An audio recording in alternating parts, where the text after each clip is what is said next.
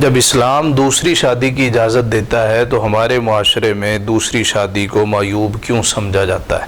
ہمارے معاشرے کا ایک المیہ یہ بھی ہے کہ ہمارے معاشرے کے مردوں کو اسلام کی کوئی خبر ہو نہ ہو، انہیں یہ مسئلہ ازبر ہوتا ہے کہ اسلام 2، 3، 4 شادیوں کی اجازت دیتا ہے، بلکہ 2 مسئلے ہر مسلمان مرد کو ازبر ہیں کہ اسلام 4 شادیوں کی اجازت دیتا ہے، اور دوسرا مسئلہ کہ کھانے کے بعد میٹھا یہ سنت ہے۔ اس کے علاوہ ان سے پوچھیں کوئی اور مسائل بھی ہیں تو اور مسائل سے واقفیت نہیں ہوگی الا ماشاءاللہ۔ دوسری شادی کے احکام قرآن میں اللہ نے کہاں پہ ارشاد فرمائے ہیں؟ سورۃ النساء میں، لیکن آیت کا صرف ایک حصہ تلاوت کیا جاتا ہے، مکمل آیت تلاوت نہیں کی جاتی۔ اور وہ حصہ کون سا تلاوت کیا جاتا ہے؟ اللہ نے کہا فَانْكِحُوا مَا طَابَ لَكُم مِّنَ النِّسَاءِ مَثْنَىٰ وَثُلَاثَ وَرُبَاعَ، نکاح کرو ان عورتوں سے جو تمہیں پسند ہیں، وہ 2 ہیں، وہ 3 ہیں، وہ 4 ہیں، تو 4 تک کی اجازت ہے۔ جبکہ آیت کا آغاز ہوتا ہے وَإِنْ خِفْتُمْ أَلَّا تُقْسِطُوا فِي الْيَتَامَىٰ، اللہ پاک نے فرمایا اور اگر تمہیں ڈر ہو کہ تم یتیموں کے معاملے میں انصاف نہ کر سکو گے، فَانْكِحُوا، تو پھر تم نکاح کرو مَا طَابَ لَكُم مِّنَ النِّسَاءِ مَثْنَىٰ وَثُلَاثَ وَرُبَاعَ۔ تو بات تو ہو رہی ہے یتیموں کی، اس سے پچھلی آیتوں میں بھی یتیموں کا ذکر ہو رہا ہے۔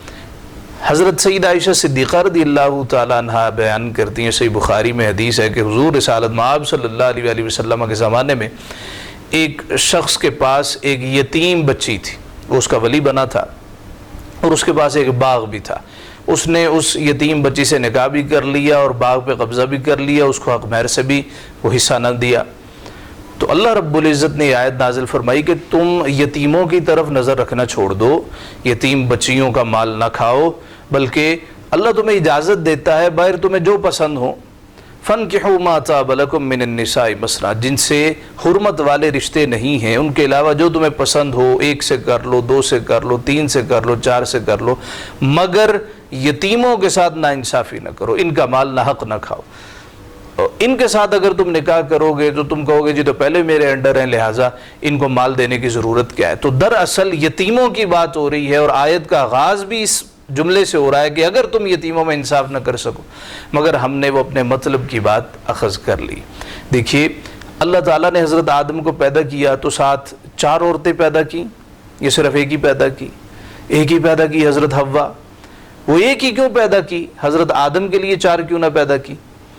اس لیے کہ یہ شادی ایک مقدس ادارے کا نام ہے، ایک مقدس رشتہ ہے، اور بہترین شادی بالعموم ہم نے دیکھی ہے کہ میاں اور بیوی ایک زوجہ ہو تو گھر کا نظام اچھا چلتا ہے۔ الا ماشاءاللہ بعض جگہوں پہ ایسا بھی ہو سکتا ہے کہ کئی شادیاں کی ہیں، لوگ مثال دیتے ہیں جی دیکھیں فلاں جگہ پہ فلاں جگہ پہ، اب وہاں پہ قبائل ہیں، اور قبائل میں آپ کو معلوم ہے کہ ان کے لیے اس وقت تو اس طرح نظام نہیں ہوتا تھا کہ کوئی ان کے سامنے آ کے کھڑا ہو سکے، دشمن سے مقابلہ کر سکے، لہٰذا ان کو کڑیل جوانوں کی ضرورت ہوتی تھی، 10، 12، 15، 40 بچے، جوان بچے ان کے سامنے کھڑے ہوتے تو وہ گھر کی، خاندان کی، کنبے کی حفاظت کرتے تھے۔ اب تو ایسا نظام نہیں ہے۔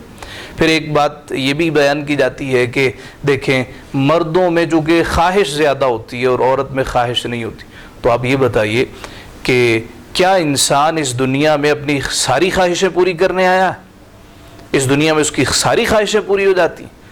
کچھ خواہشات آخرت کے لیے بھی رکھ چھوڑیے، جس طرح کہ اللہ نے شراب یہاں پہ ممنوع قرار دی ہے، مگر وہاں پہ شراباً طہورا، اللہ تعالیٰ پاکیزہ مصفہ شراب عطا کرے گا۔ اسی طرح یہاں پہ 4 سے زائد نکاح اللہ رب العزت نے ممنوع قرار دی ہیں، مگر وہاں اس سے زائد بھی ہو سکیں گے۔ تو اس زمانے میں نبی پاک صلی اللہ علیہ وسلم کے زمانہ اقدس میں لوگوں کے پاس 11 درجنوں ازواج ہوتی تھی، تو اللہ رب العزت نے ایک لیمٹ مقرر کر دی کہ 4 سے زائد کی اجازت نہیں۔ مثلا حضور کے ایک صحابی تھے غیلان ثقفی، حضور علیہ السلام کی خدمت میں حاضر ہوئے، رسول اللہ میری 10 بیوی ہیں، آپ نے فرمایا 4 رکھ لو یہ تمہیں پسند ہے، باقیوں کو چھوڑ دو۔ انہوں نے 4 رکھی اور بقیہ کو طلاق دے دی۔